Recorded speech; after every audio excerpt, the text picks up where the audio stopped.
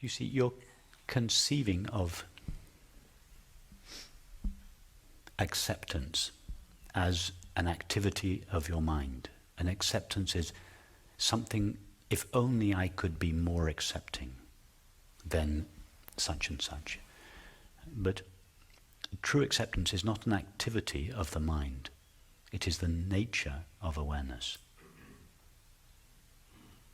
True acceptance is not something we can do or practice with our minds.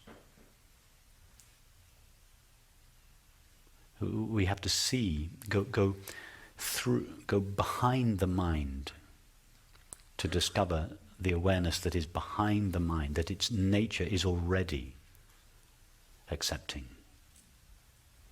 That is, its nature is already open, without resistance. The separate self that wants to practice acceptance simply perpetuates itself by doing so, and therefore perpetuates the suffering that is its offspring. You want your inner child to be put to rest. You want the separate self to be consoled. It's not possible. There's no such thing as a separate self or ego or inner child that is at rest. It's not possible.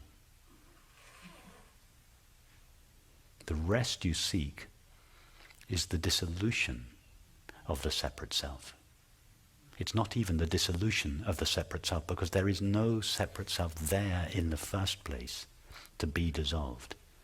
The only reason there seems to be a separate self is because we haven't looked clearly enough. Almost all our thinking and feeling revolve around a phantom self, which when looked for is not there. It's not that there is nothing there. It's not that there is nothing to the sense of I or self. There is something. The word I or self does refer to something that is experienced. But it refers to this unlimited consciousness. That is the great discovery. To discover that what we call self or I is nothing in the sense that it is not a thing, but it is not just a blank, empty void. It is consciousness. It is full of consciousness, and that consciousness is without limits. That discovery is the disappearance of the non-existent little child, and then all the little child's problems disappear with it.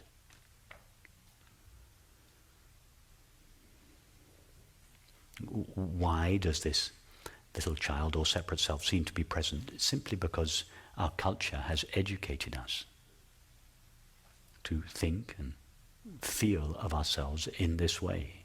Everything about our culture encourages us to believe and feel you are a temporary, finite self. And being a temporary self, you fear death. Being a finite self, you feel lack.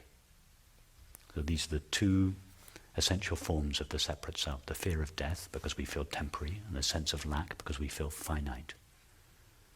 And everything the separate self does, it does to allay its sense of fear, the fear that I'm going to die, or to fulfill its sense of lack. I need this, I want this, if only I had that, a relationship, a state, an object. All the separate self is really longing for is not an object or a state or a substance or a relationship. It's longing to come to an end as a separate self. It's longing to be divested of its sense of separation. That is the longing to go home. So when you say your inner child wants to be met, it's not really what you want. You want your inner child to be dissolved. An ego that is met is just an ego that has been lulled to sleep, that has been temporarily soothed, has quietened down a bit, but it'll wake up again. So what sometimes appears to be a compassionate teaching is a teaching that puts the ego to sleep. And what sometimes appears to be a teaching that is a little more stringent, a little less tolerant of the separate self, is a teaching that really gives the separate self what it wants, which is to die, to dissolve. Or rather, for the self to be relieved of its sense of separation. That is what the self is longing for.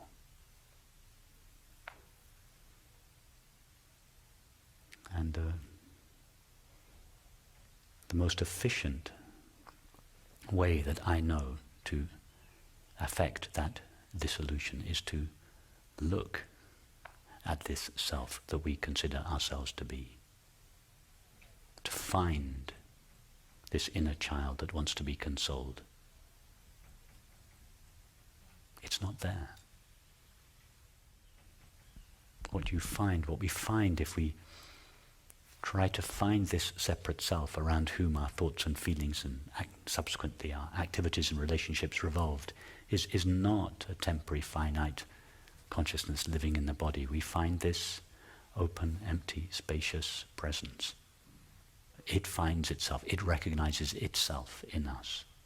That is the experience of peace for which the separate self longs.